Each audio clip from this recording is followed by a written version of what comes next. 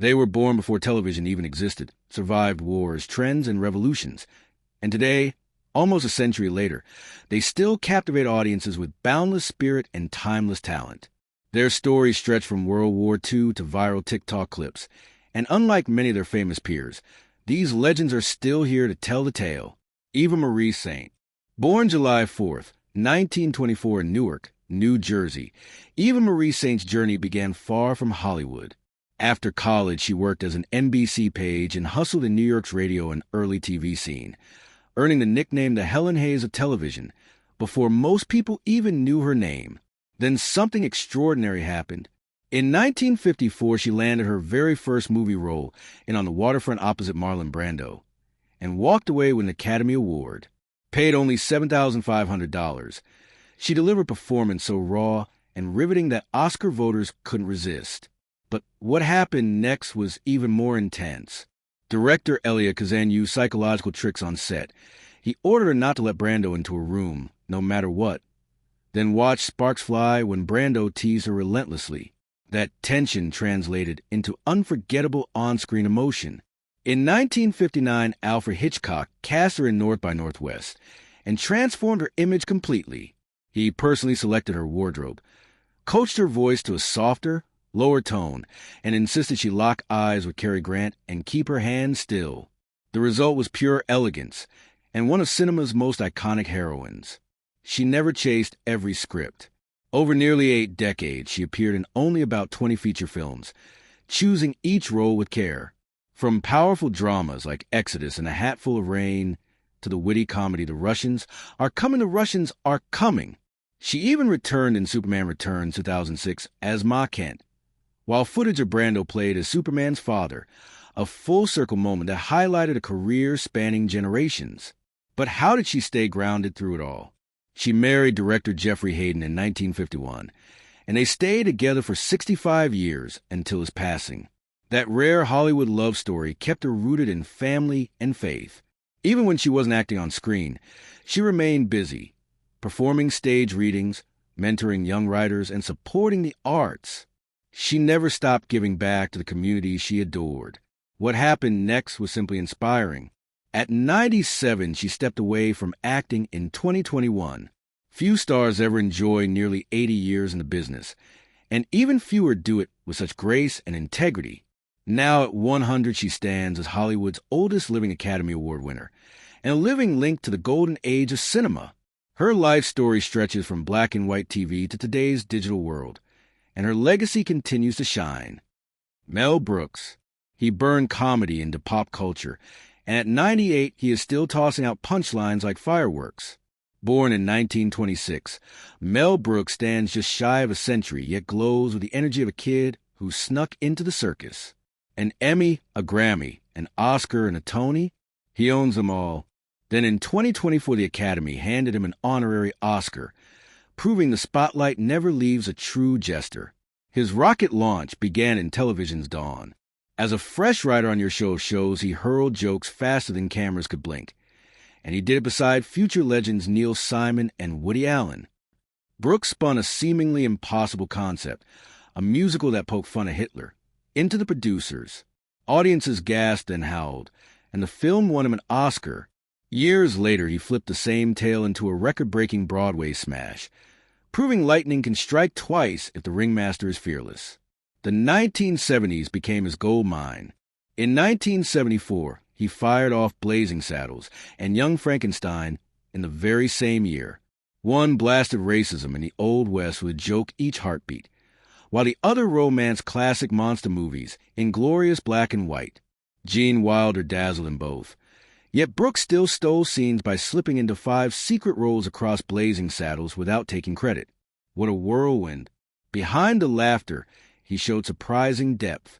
Quietly, he founded Brooks Films and produced serious gems like The Elephant Man and The Fly, but kept his name hidden so viewers would not expect to gag a minute.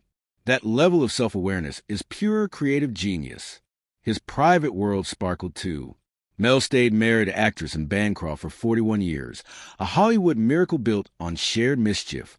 Their dinner parties overflowed with playful stings, like the night their son Max arrived dressed as an SS officer just to raise eyebrows. Max went on to craft World War Z, keeping the family's creative torch blazing. Dick Van Dyke.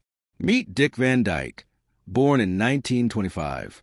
At 99 years old, he's still tapping, singing, and cracking up crowds with endless charm and wit. His energy feels impossible for someone who's witnessed almost a century of change. His journey to stardom began on Broadway in the late 1950s. He dazzled audiences with his dance moves and razor-sharp humor, and in 1960, he scored a Tony Award for Bye Bye Birdie. That win turned every head, and suddenly everyone wanted more of Dick's playful, clever style. But what happened next was even more shocking. He jumped from stage to screen and landed the role of Rob Petrie on The Dick Van Dyke Show from 1961 to 1966. Paired with Mary Tyler Moore, he formed TV's ultimate comedy duo. He wasn't just funny, he was a physical comedy genius. One raised eyebrow, one bumbling stumble, and the whole nation roared with laughter. His timing was flawless, his expressions priceless, and that genius earned him 3 Emmy Awards. Yet Van Dyke didn't stop there. In 1964, he lit up Mary Poppins as both Bert the Chimney Sweep and the stern bank manager. With every song, dance, and cheeky grin, he brought magic to the screen. No wonder families still adore those scenes. Soon after, someone offered him James Bond. He laughed and said, "Have you heard my British accent?" That honesty only made us love him more. His self-deprecating humor is pure gold. In 1968, he starred as Caractacus Potts in Chitty Chitty Bang Bang. A flying car, a wild adventure, and Dick's boundless joy made it unforgettable. Kids cheered, parents smiled, and even the child catcher couldn't steal the show. But surprises kept coming. In the 1970s, he returned to TV with a fresh Dick Van Dyke series, proving he could reinvent himself at any age. Then in the 1990s, he became Dr. Mark Sloan on Diagnosis. Murder. Who knew he could crack cases with the same comic flair he used on stage? He even popped up in blockbusters like Dick Tracy and Night at the Museum, and at 93, he sashayed back into Mary Poppins Returns to remind us all that his spark still burns bright. For his 99th birthday in 2024, he teased a new role, joking about playing someone's sitcom grandfather just to stay busy. That's classic Van Dyke, always eager to entertain. But what happened next was even more touching. In April 2025, he paused public events because travel grew tough, then smiled and confessed, "I feel old." Yet that grin let us know his heart remains forever young. James Hong. His face appears in hundreds of shows, his voice echoes in animated blockbusters, and at 95, he is still chasing new roles with unstoppable fire. James Hong's journey began in 1929 in Minneapolis, where his parents ran an herb shop that doubled as a stage. Opera singers visited. Little James soaked up every note, and a seed of performance took root. Duty tried to steer him elsewhere. He earned an engineering degree from USC, yet his heart pounded for bright lights. In 1953, he sprinted to Hollywood and slammed into a brick wall of prejudice. White actors still painted their faces to play Asian roles, while real Asian American performers were offered crumbs or cruel caricatures. But what happened next shocked the system. Instead of surrendering, Hong joined forces with trailblazer Mako Iwamatsu and launched East West Players, a theater home built for Asian American talent. On that modest stage, they forged opportunity where none existed. Soon 70% of Asian actors in Hollywood had some link to the group. Hollywood slowly opened its gates. During the 1950s, Hong nabbed supporting parts beside titans like Clark Gable and John Wayne. Each time he turned small roles into memorable sparks, forcing casting directors to take notice. His secret weapon was versatility. He might appear on television 10 times in a single year, always as a different face, a different soul. Then the 1980s roared in, and James transformed from busy character actor to cult legend. Movie lovers cannot forget his hypnotic villain Lopan in Big Trouble in Little China, eyes glowing with mad ambition. Just a few years earlier, he chilled audiences in Blade Runner as a genius who built replicant eyes. Brief screen time, unforgettable impact. He popped up everywhere. Horror, comedy, science fiction, courtroom drama. He nailed them all. Sitcom fans cheer we ruled the no-nonsense Maitre D', slot in Seinfeld's famed Chinese restaurant episode. Though many viewers did not know his name, they never forgot his face. Then came a second triumph, his voice. He delivered the stern advisor Chifu in Mulan, and the noodle-slinging goose father in Kung Fu Panda. When the Panda franchise added a holiday special, Hong's heartfelt performance even won an Annie Award. The years rolled on, yet he stayed red-hot. Into his 90s, he voiced new hits like Turning Red and Wendell and Wild.